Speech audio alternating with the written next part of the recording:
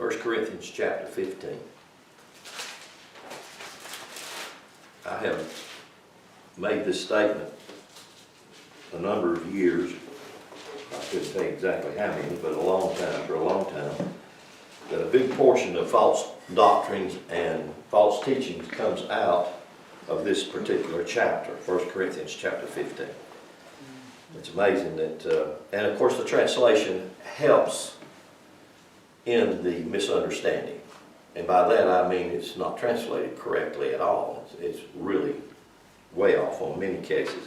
But there's a lot of false, what we call doctrines. Doctrines being beliefs that have been concocted pretty much by the religious system, i.e. the church. I feel, my own feeling, this is my own personal feeling or opinion, is to keep people in bondage so that they feel that they have to be linked to the, quote, church system, to the religious system. That's a tremendous deception. Okay, I want to read here, if you will, just follow me. Verse 36. Therefore, that which you sow is not quickened or lifed or come alive, except it die. Now that sounds like a paradox. It has to die in order to live. You have to think about that. That's kind of a paradox. It has to die so that it can live. So obviously the word die would mean something other than what we would think of as cessation of being. If you think die means to not be or to cease from being, then how in the world can you live if you die? So a little food for thought there. Verse 37, and that which you sow not the body that shall be, but bare grain, it may chance of wheat or some other grain. God gives it a body as it has pleased him, and to every seed its own body. To every seed its own body. I could say it this way, and I will say it this way. To every nature its own nature. I'll say it this way. To every species its own type. In other words, the human species doesn't have the attributes of another species. So if I said you're acting out of your animal nature, that is completely incorrect, because an animal is an animal, a human is a human, a fish is a fish, and a fowl is a fowl, and they don't cross. So to say that you have an animal nature is incorrect, even though it's very common. People say, well, especially if you do something what we call wrong. You ever done something wrong and something right come out of it? Has that ever happened to you? Well, I mean, that's happened to me a lot. I've made mistakes, done something that I shouldn't have or whatever, and then out of that come a different direction or something good. So was bad, did bad lead to good? Yes. It does. Can evil bring about good? Yes, it does, and that's a conundrum. So, this passage, verse 38, God gives it a body as it hath pleased him, and to every seed its own body. Watch this. All flesh is not the same flesh. In other words, the flesh of an animal is not the same as the flesh of a human, and the flesh of a human is not the same as the flesh of a bird, is not the same as the flesh of a fish. All flesh is not the same flesh. And again, to reiterate, just because you act like an animal don't mean you are an animal. And so what causes us to act like that? And I would just have to say it this way. All flesh is made up 80% of the same ingredient. You know what that ingredient is? Water. Now, I don't care if it's the flesh of a fish or a bird, all flesh is made up of that major ingredient, 80% water. Some more. Some are saying now that 90 to 95% are water.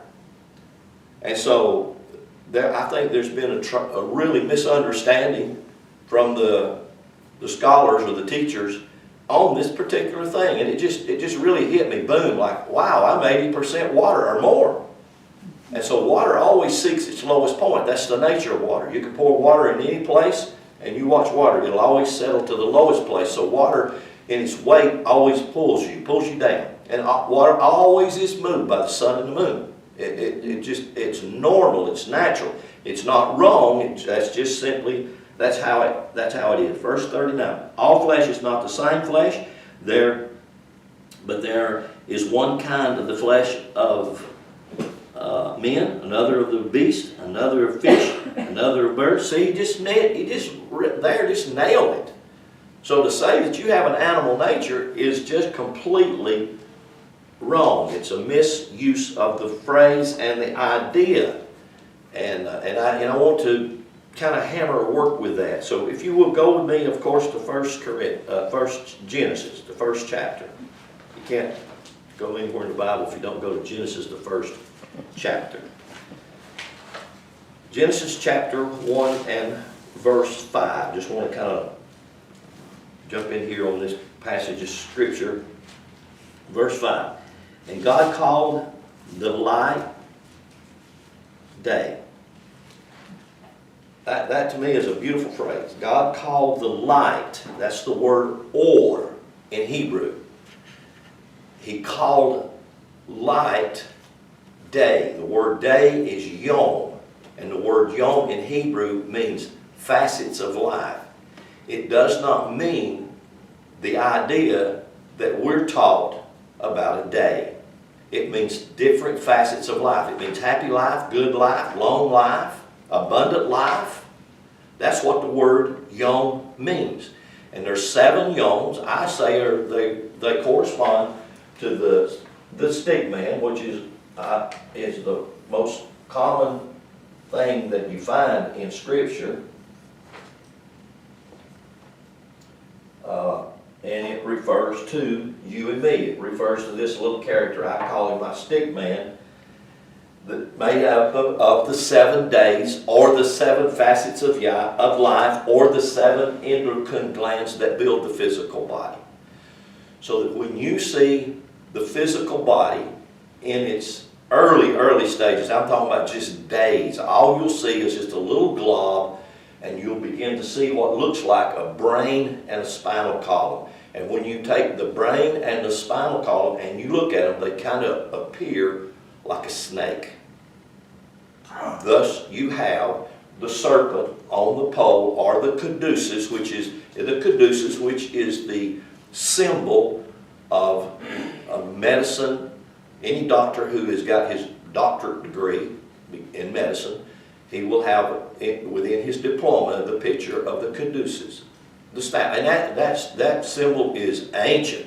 Oh, it's ancient. In some cultures, you'll have the caduceus with wings on it, or the serpent with wings on it, and the ability to fly. Always, in all cultures, no matter where you go on the face of the earth, the serpent or the dragon, which is the same symbol, the dragon is just the symbol with a snake with wings, the serpent and the symbol were always the sign or the symbol of divine wisdom.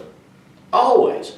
So in Genesis chapter 3, when you see the serpent come on the scene, what you see is the symbol of divine wisdom that comes on the scene, and the reason that wisdom comes on the scene is that's what separates you and me from the rest of the flesh on the earth. And so, what I said by saying that is, you don't have the nature of an animal, but you do have the nature of the divine that's very little cultivated. And what I mean when I say that, it's very little drawn upon. We don't use, but the Scripture tells you that you have divine nature. In other words, you have a godly nature as well as a human nature. We don't live from it very often, but we're designed to live from it all the time. So that's why I use the stick man. The stick man is the symbol of that creation. That's what makes it. So, verse 5, God called the light day. So in other words, God said today, not this particular moment, but He's talking to this word yom. He said, you are light. I could say it to you. in your 7 facets of life, L-I-F-E, you are light, L-I-G-H-T. So I'm calling the day life, light, L-I-G-H-T. And I mean, that is the truth. That is a biological fact. Light, L-I-G-H-T, becomes life, L-I-F-E. And whenever that light, L-I-G-H-T, leaves your life, L-I-F-E, you cease to be in this current time, at this moment.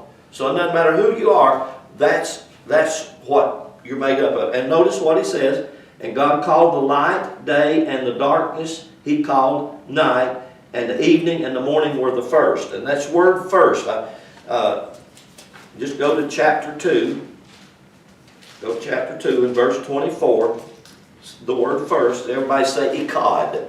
Echad. Echad. It's almost like the cod fish with the E on the front of it. Echad. That's almost how you would, that's kind of how you would say that particular Hebrew word. Echad.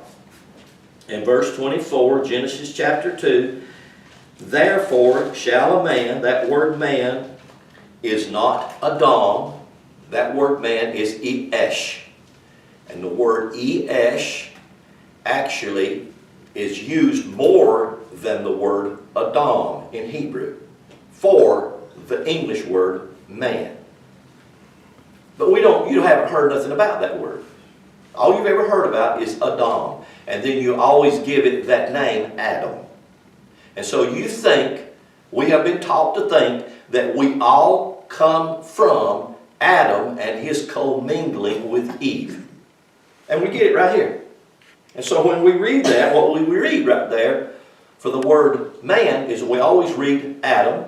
And then when we read the word woman or his wife, we always associate it with Eve. And it doesn't say that. It doesn't mean that. It's not implying that at all. It's talking about you and me living life from the source of light. And you can't not. If you're living from the source of light, L-I-G-H-T. So, therefore shall man, that's Esh, comes from the word Esh, which is the word for fire. Light is fire.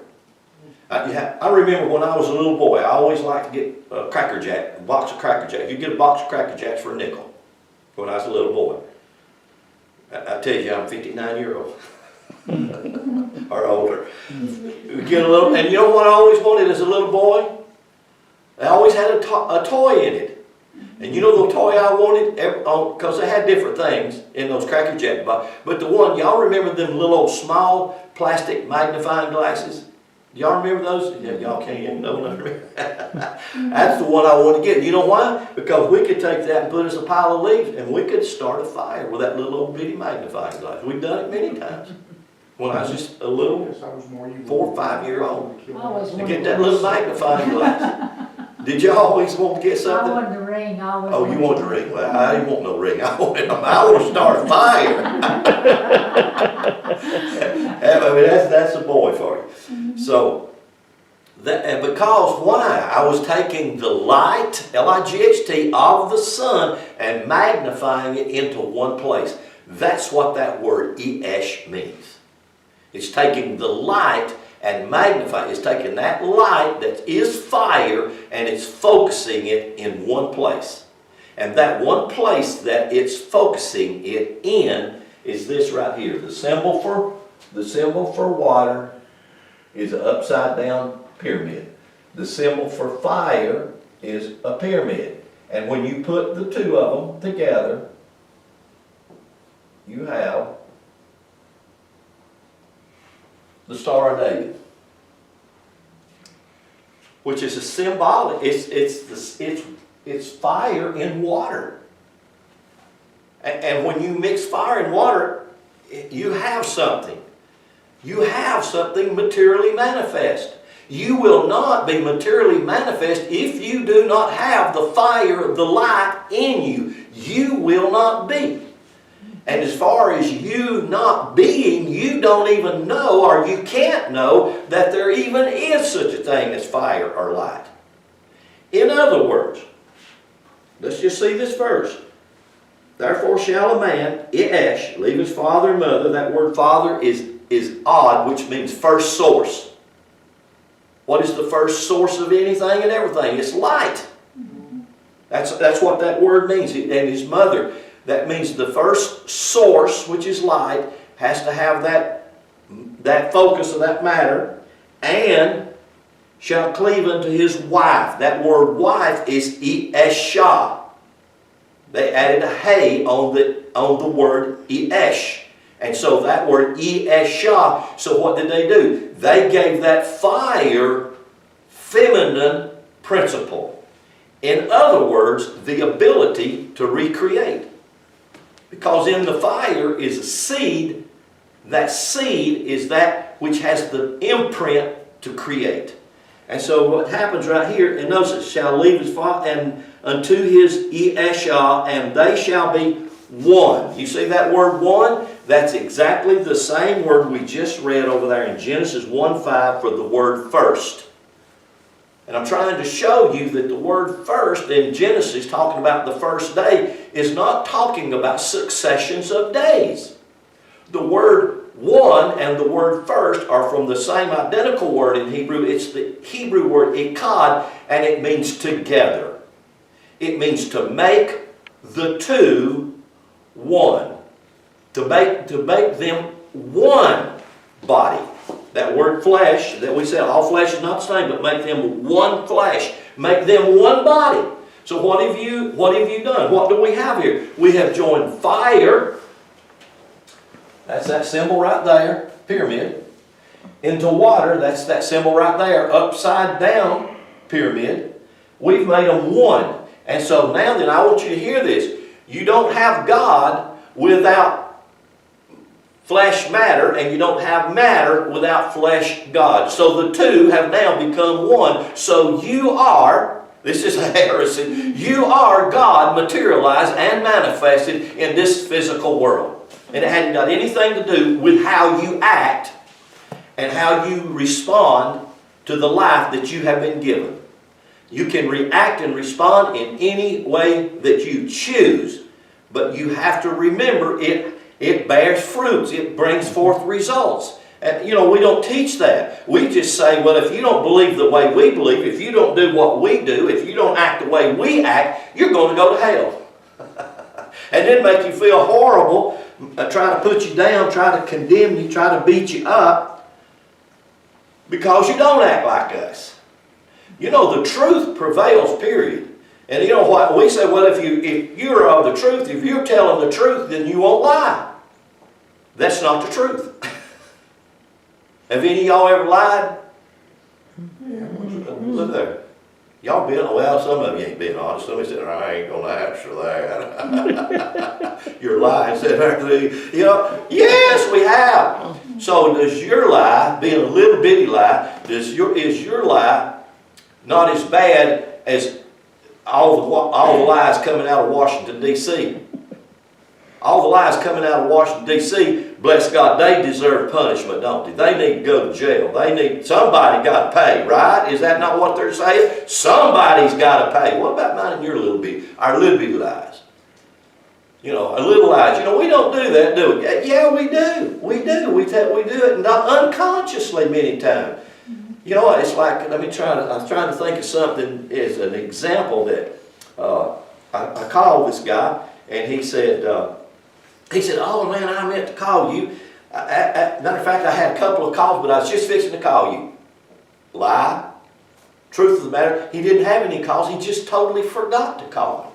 That's all. He got busy with something else and forgot to call me. Oh, that don't count, Brother Lynn. Why don't it count? It's a lie. No, we have put degrees on it, haven't we? I know we have. And we do so many things because we haven't really availed ourselves to the truth and let the truth live in us and live through us and live big in us. But that's where we're going. You know, we have crossed. This is a astrological fact, period. I mean, the sun, the moon, the galaxy, It moves in a procession. You can't change it. It moves in this, and it's in stone. Nothing changes. The sun doesn't stand still, folks. Not even for 24 hours to try to create a Bible story. It don't happen. If it did, it throws everything out of kilter out there, and there'd be a hell of a mess. I promise you, there would be a lot of stuff going on if that's the case. Everything moves in its procession. Everything. I don't care what it is. God set it in that motion, and God has set that thing in stone. So, the truth is prevailing now because we actually are in the Aquarian age. And the Aquarian age is the age of what? The water bearer. And what is the water? The water is the physical. It's the material. But what else is it a symbol of? The truth. Water is a symbol of truth. Truth. We are in an age when truth will prevail, period. Truth will win out over a lie every time if we will put our confidence in that and the truth, and we stand strong on that, then we will see because we're in that age right now. And we are a picture.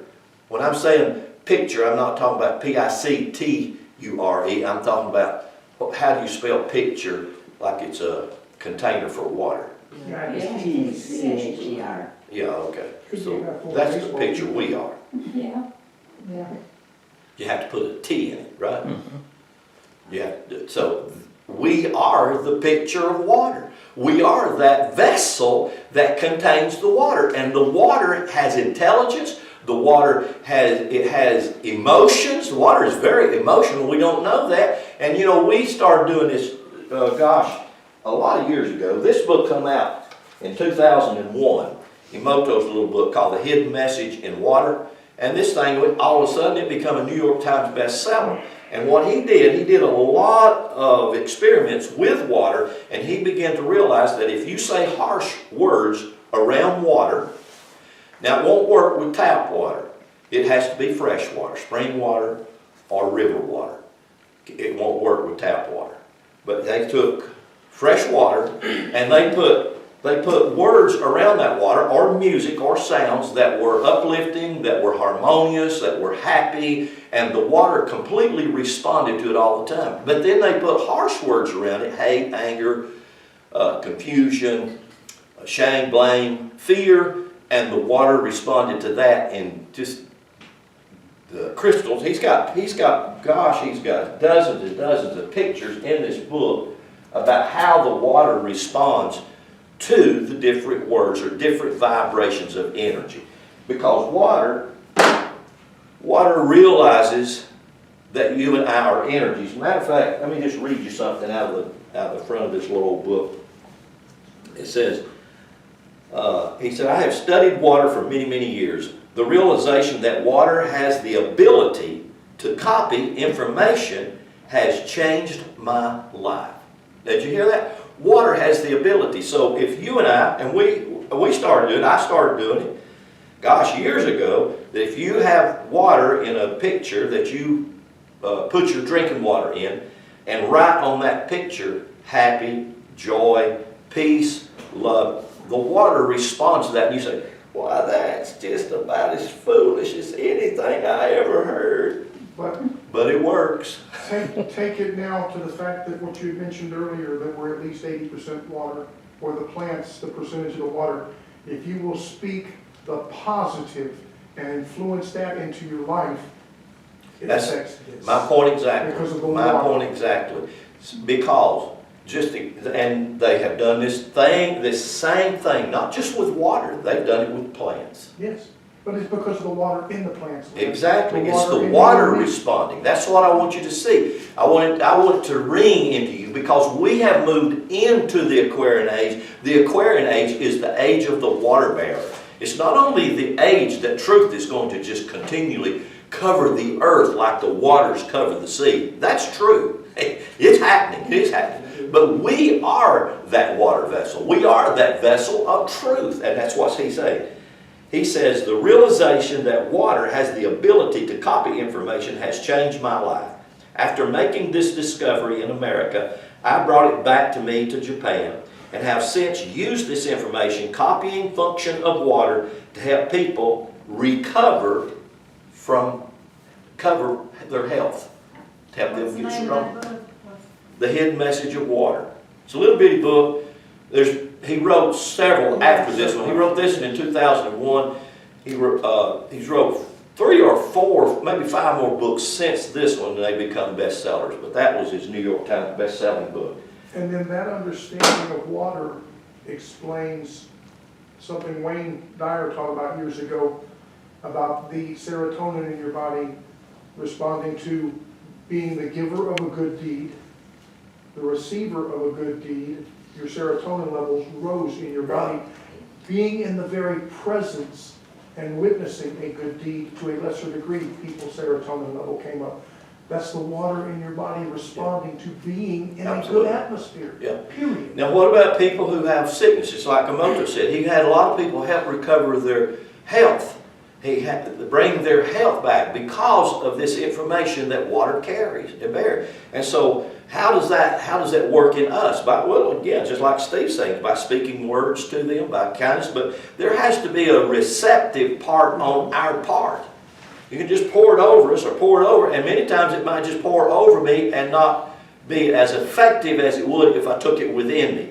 And I want to talk about that just because this word "echad," let's everybody say that again, echad. Now, if you can take out of your mind that it don't mean first, and take out of your mind that it don't necessarily mean one, but it does mean one when you realize make the two one. When you realize it means together. That's what the word echad means. It means together. So now I'm not talking about a first day. I'm talking about making something that's two, one. Bringing them in together. Now what is it that Genesis 1, right out of the opening, starting gate, verse 5, that we're talking about making two, one. We're talking about making spirit and matter one entity. We're talking about making God and flesh one entity. That was God's plan. That's always God's plan. That's why Genesis 1, 2, and 3 is a picture of the pattern, the blueprint, the plan of God's house that God intends to live in and to move in and to be in and to experience in, and that house is you and me. Period. Now, that's a completely different way of seeing it than what we've been taught, because we haven't been taught exactly the way we should be taught. So I started this teaching, quite a few weeks back, and I call this the balance of power. And the reason I said that is there is a power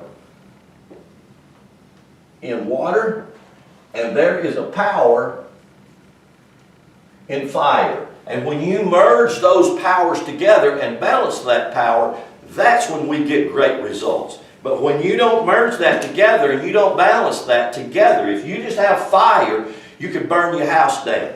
But if you use it with wisdom, you can cook your meal. You can heat your house. You can cook. It's knowing how to balance. Religion will help you keep it out of balance. Religion will take your house and it will make your house so unbalanced. And that's why people don't want to be involved in religion. Most people don't want to be involved in religion. The reason people go to churches, some of the larger churches, they don't go because they're getting spiritual food. They go because of the social events that are there. And those are good things. I'm not throwing off on them. That's the real good thing that they offer. They do offer social things that people long for. People like that. People need that. People can gain from that. So I'm not condemning. I'm not saying anything bad about it. I'm just simply saying if they would offer the other side, if they'd offer the fire and show how that the light has merged itself into them and the two have become one. That's not something that you go and pray a prayer and say, well, I got saved, now I'm going to heaven. Now your focus is outside you rather than where the focus should be, and that's inside you. Because everybody that I know of that goes to a religious gathering, they got saved so that they can shun this water place, this earth place, this place of chaos and corruption, this place that pulls you down. They want to shun this, burn it up, kill it, destroy it, get rid of it, and let's all go to heaven. That's it. So it's always, it's a picture of something that's outside me. So in Genesis chapter 1, I want to, this is called the Kabbalistic tree of life. The tree of life.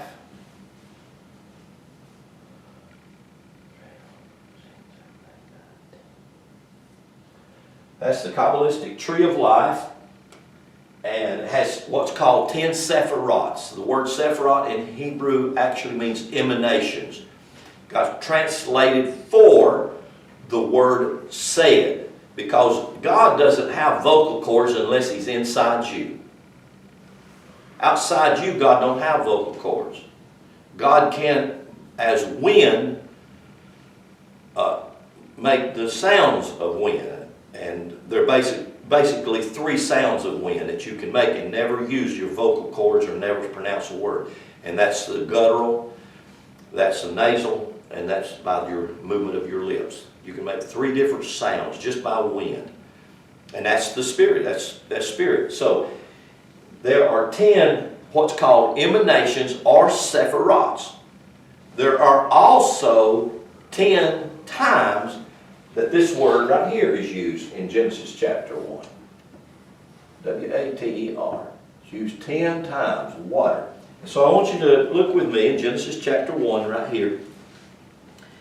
And let's look at verse 2. It says, "And the earth was without form and void, darkness was upon the face of the deep, and the Spirit of God moved upon the face of the waters." You see that word waters? I want to spell this word for you.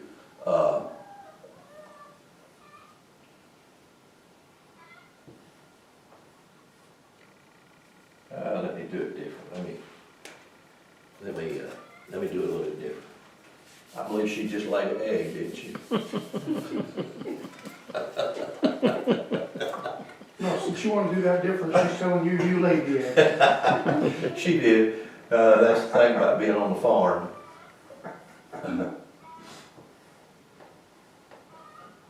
I wanted to make a distinction in those two.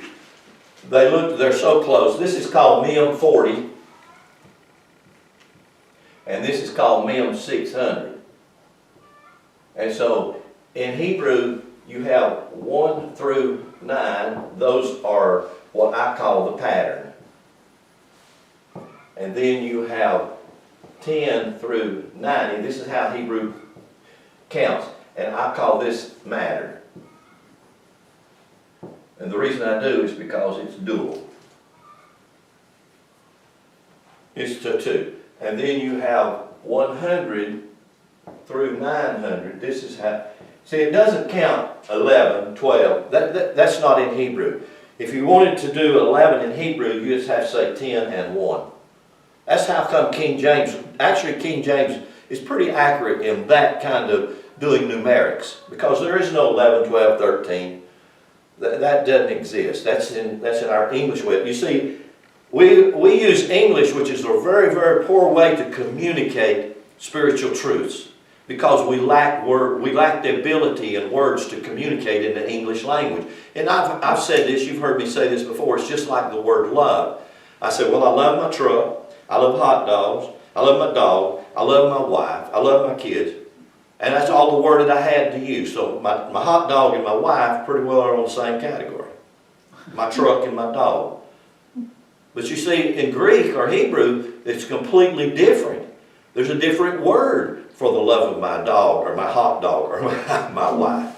You see what I'm saying? So in English, it's just like Sanskrit. When Sanskrit uses this word, no thing, they do not mean the same thing we would have in English when we say no thing or nothing. Combine it together. It doesn't mean that at all. Matter of fact, no thing in Sanskrit means everything.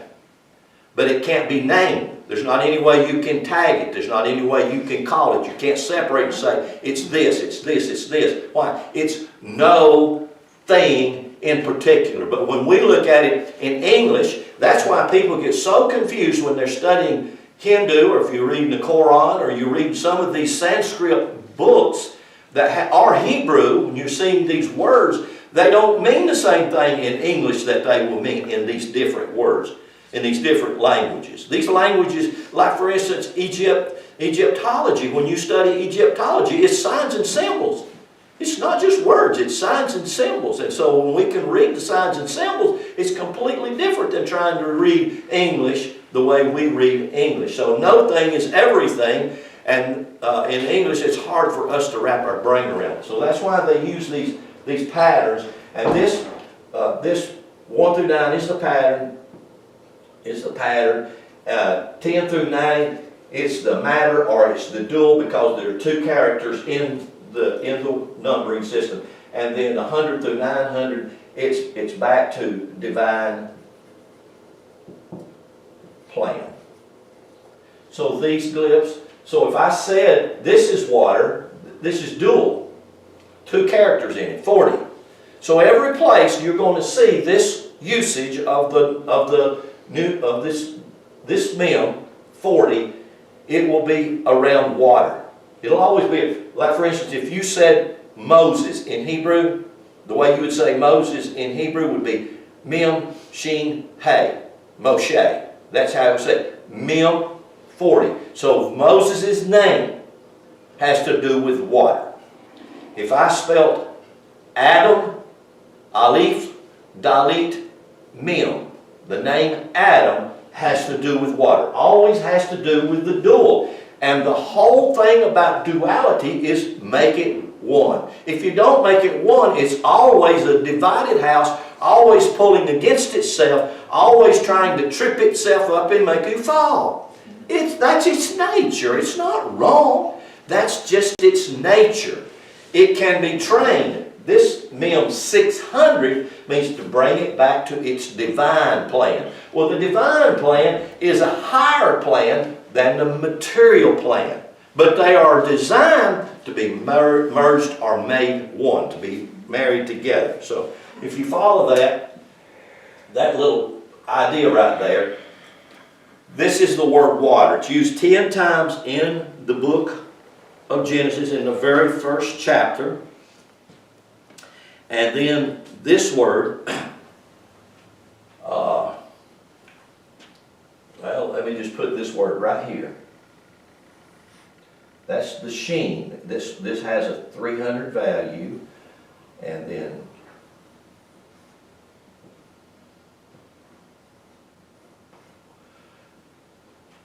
notice this. And notice this. This is the word for water, mayim. That's how it's mayim. This is the word for water, mayim. But when I put the sheen, this word sheen, 300, it means breath. Shh, breath. Now when I put that sheen on front of water, do you know what word that is in Hebrew? That's this word right here. Heaven. The word heaven hasn't got anything to do with something in space. It hasn't got anything to do with something in space. If I take this word, Sheen, Mem, this is 40, Yod, that's 10, this is 600, and I broke this word down into duality, Sheen, Mem, this is 40, this is 300, 300.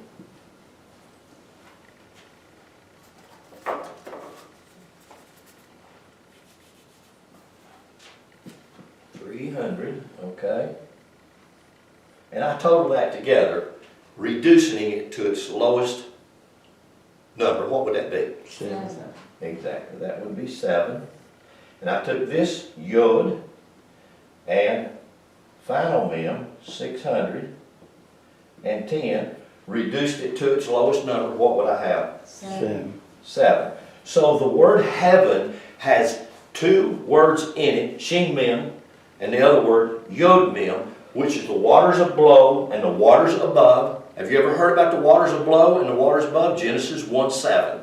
What were the waters above and the waters below? You know what I always told people here 30, 40 years ago? I said, well, that's the water in the clouds above, and that's the water in the rivers and the oceans and the lakes below. That's what it's talking about. The water, no, it had to do with the two aspects of my nature. The waters above and the waters below. My human nature and my divine nature. That my work is to do just exactly what it says here in verse 5. My work is to make the two one. To marry or merge this heaven on in earth. Not to take it somewhere, not to say, well, I got saved, I got a home out there. My house is 2 blocks down from Jesus. It's because I've done a bunch of work for Jesus, so I'm just 2 blocks away from the mansion that he's got. Bull. I mean, you know, people can go to church and sing these songs about all that, get all worked up, get all excited and cry and get happy and, oh God, won't it be wonderful when we get there? Hell no, it's wonderful here. We've got to bring up there, out yonder somewhere, in here. We've got to bring it home. We have got to merge the two. We've got to come to the place. That's where the truth is at. The truth is you are heaven. You're not going to be that. You're heaven in this earth. In this earthen vessel. That's exactly who you are, and that's exactly where you're supposed to be at. Now go with me to Genesis chapter 2. It's taking this a little bit further. Different words that I want to try to combine or pull this together into.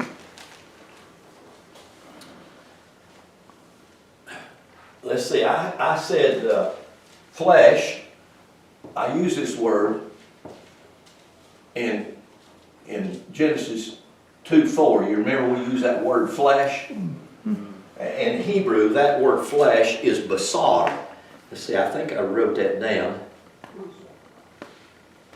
Yeah. Basar in Hebrew, it's this. Beth, that's number 2.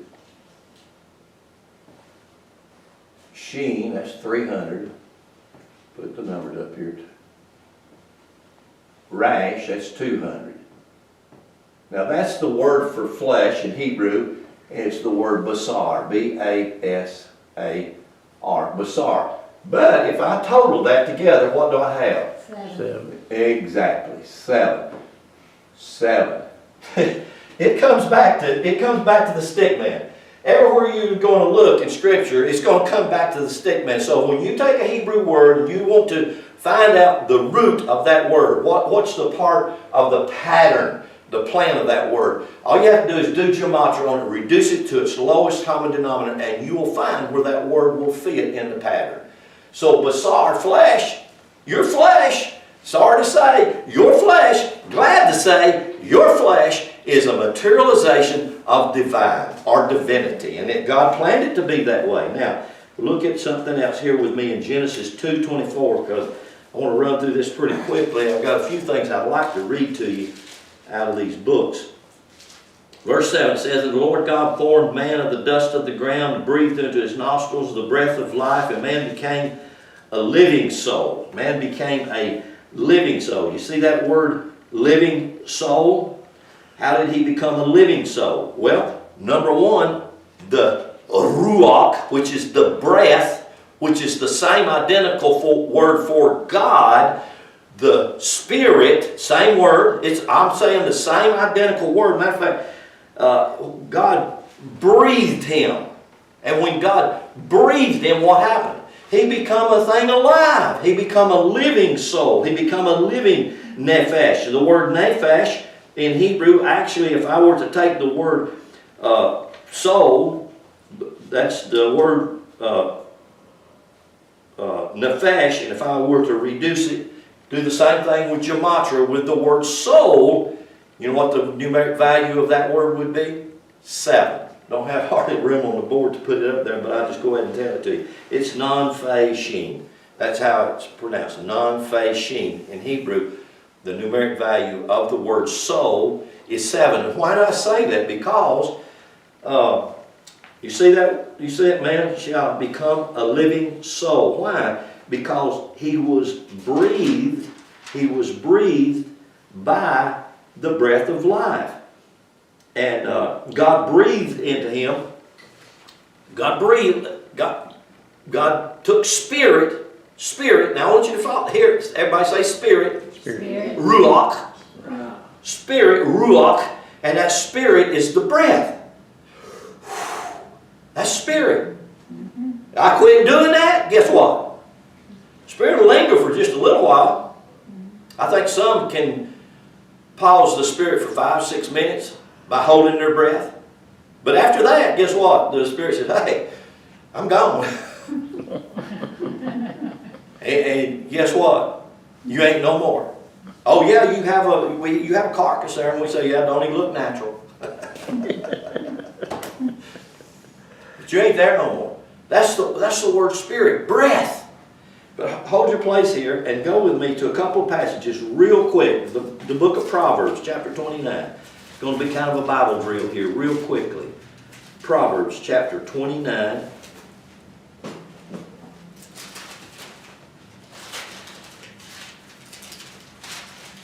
So if you can probably get your indexed, it'd be quicker. I want to go to Proverbs 29, and I want to go over there to Ezekiel and then Daniel. They're not close to each other. Ezekiel and then Daniel. So if you find Ezekiel, you're just right next door to Daniel. And we'll look at these two passages. I just want to show you something because I'm trying to set you up for something that I'm going to continue to share on. And that I want to share on is the fact that God has merged the two together. God is in God's idea, you are God. You are the material manifestation of that which is. And without that, there's nothing.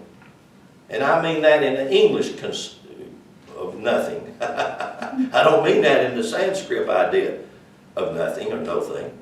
I mean, there's just not anything at all. But if we merge that, we've got something. So let's look at Proverbs chapter 29. Look at verse 11 with me. You there? Proverbs 29:11. It says, a fool utters his mind. You see that word mind? That's ruach. Can the word ruach, spirit, be used for mind? Absolutely. Absolutely. You see, in Sanskrit, there is a ideology that you want to get to a place of no mind. So if you can get to a place of no mind, then you have reached divinity. Well, what if divinity is mind? All you got to do is look this up. Just make you a note beside it, and you can check me if you'd like to. But you'll see that word mind right there is the Hebrew word ruach. It's the identical same Hebrew word used in Genesis 1:2, and the spirit, ruach. So go with me to Ezekiel real quick. Ezekiel chapter 11. I'm just picking out a few places to let you see this. Not all, but just a few. Ezekiel chapter 11 and verse 5. It says, and the Spirit of the Lord fell upon me and said unto me, speak. Thus saith the Lord. Thus have you said, O house of Israel, for I know the things that come into your mind. You see that word mind? That's ruach. That's the word for spirit. So you mean the word spirit can be interchanged for the word mind? Yes. So if you're going to do away with your mind, you're going to get rid of your spirit. I promise you, you don't want to do that. That's really not a good thing to do. You don't want to get rid of your mind. You want to enhance your mind. Daniel chapter 5, real quickly. It's just next door to Ezekiel. Just flip there a few pages to Daniel chapter 5. And look at verse 20 with me. Verse 20, Daniel 5:20. But when his heart was lifted up and his mind, see that word mind? That's the same word for spirit. And when his mind was hardened, or when his spirit was hardened in pride, he was disposed from his kingly throne. And that happens to you and me, but there again, you don't want to get rid of your mind because it's the same as getting rid of your spirit. So, man becomes a living soul. A living soul. Well, the word soul, nephesh, do you know that the word soul can also be used for the word mind? So, Lynn, you mean the word spirit, ruach, can be used for the word mind, and the word soul, nephesh, can be used for the word mind. Yes! Why do you think God gave you a mind? Do you have any idea? So the two should function together. Your mind, listen, your mind is not a part of the organ of the creation of this dualistic man. Your mind is outside that. Your mind is not your brain. Your brain responds to the mind. Your brain responds to your mind or the spirit mind. Your brain is not your mind. You know, if I was to say, touch your mind, if I had said what I just got through saying and I said, touch your mind, you know what every one of you would do? Touch your mind. Black. You'd slap yourself on the front of your forehead. That is not your mind. That's your brain. You know, I could touch myself anywhere on my body and say, here's my mind. Because your mind encompasses your entire body. And your mind works through your entire body through an avenue called your sensual apparatus. So you might, have you ever saw something through your eye apparatus, through your vision apparatus, and it triggered your mind? Through seeing, you thought? Well, of course. If you take away your mind, if you take away your ability to see, if you're going to destroy your mind, you're going to destroy your spirit, your ruach. Paul said it this way. He said, whatsoever things are true, pure, just, lovely, good report, think. What do you use to think with? Your mind. You don't use your brain to think with, you use your mind to think with.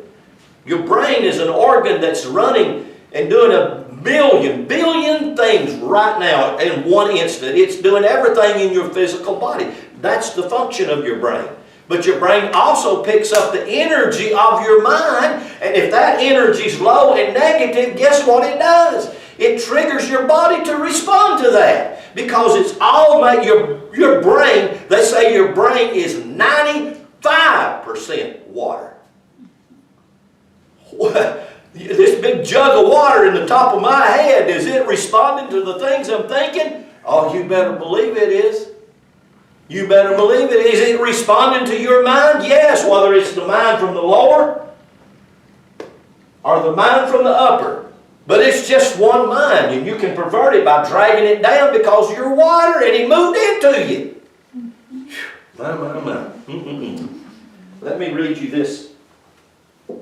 Some things this guy said. The fourth phase of water. This book come out after Emoto's book, I think around 2011. And this chapter is chapter 7 in this particular book, the fourth phase of water. It's called the engine of nature. The engine. The motor of nature. Can water really contain energy?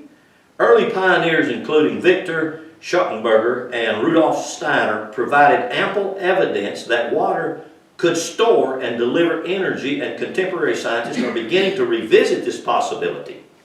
But on the other hand, conventional wisdom says otherwise. A closed bottle of water sitting on your table top, considered in equilibrium with the environment might heat up and transfer energy to the water, but other than that, this slow thermal process, no obvious mechanisms should allow the water to receive and store energy, let alone deliver it. What is water? Now that's conventional wisdom. You're like, no, that water doesn't have an ability to contain my thought. It does. Water is water. Dull as a doorknob and hardly a vehicle for storing any kind of energy beyond low-grade heat energy. That's the common consensus of it. That's what you would have thought before you heard what I'm saying.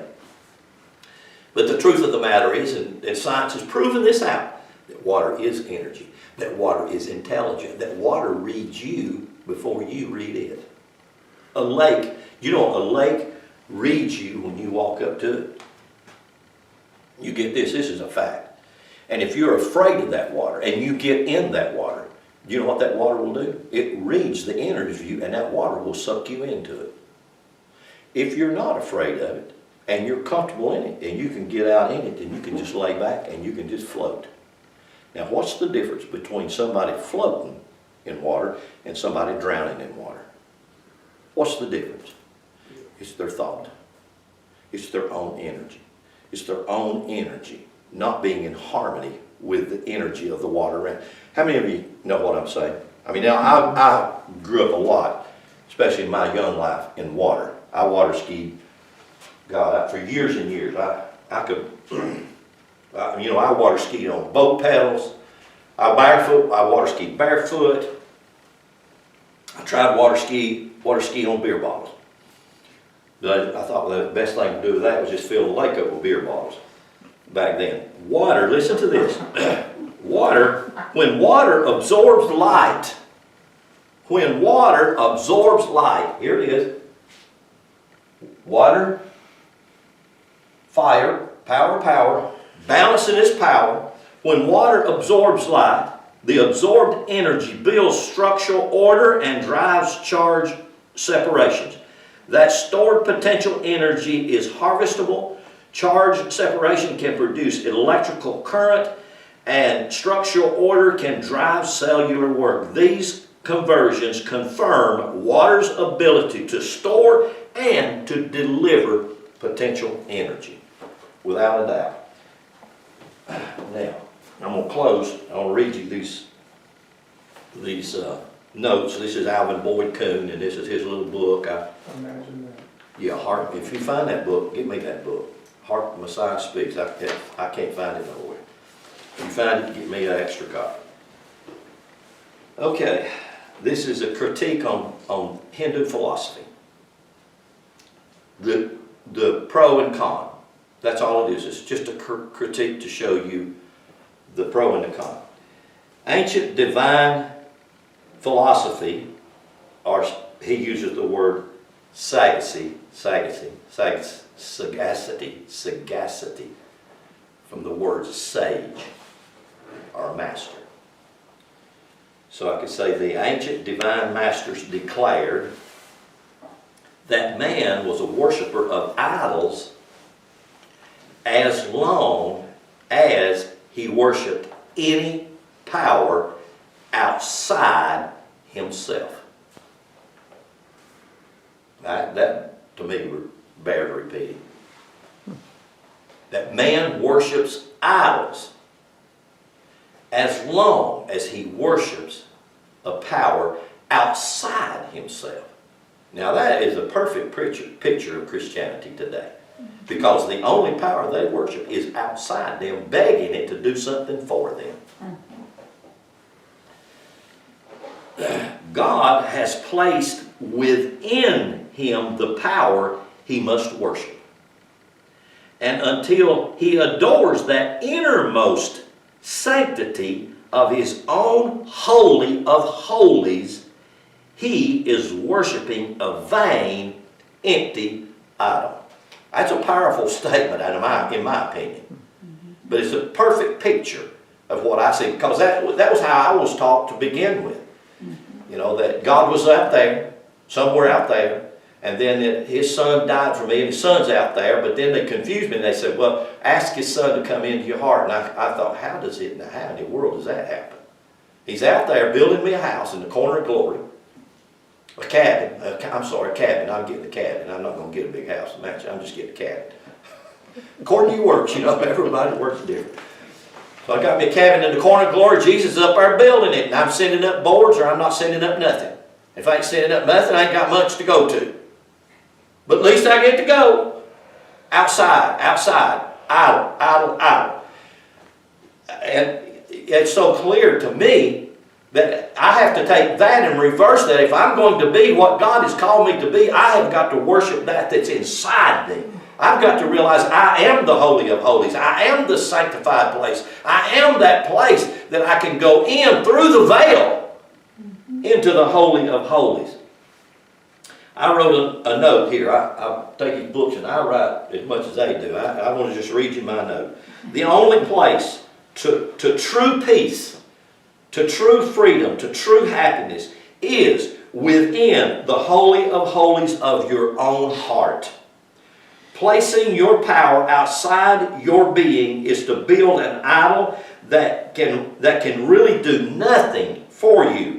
Religion has deceived us for hundreds, even thousands of years by putting our focus in heaven and a God or a Savior somewhere out there in eternity, outside of time.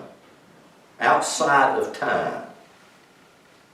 Outside of time. That's where we want God to be, right? That's where we place Him. Let me read you something that he said in this book.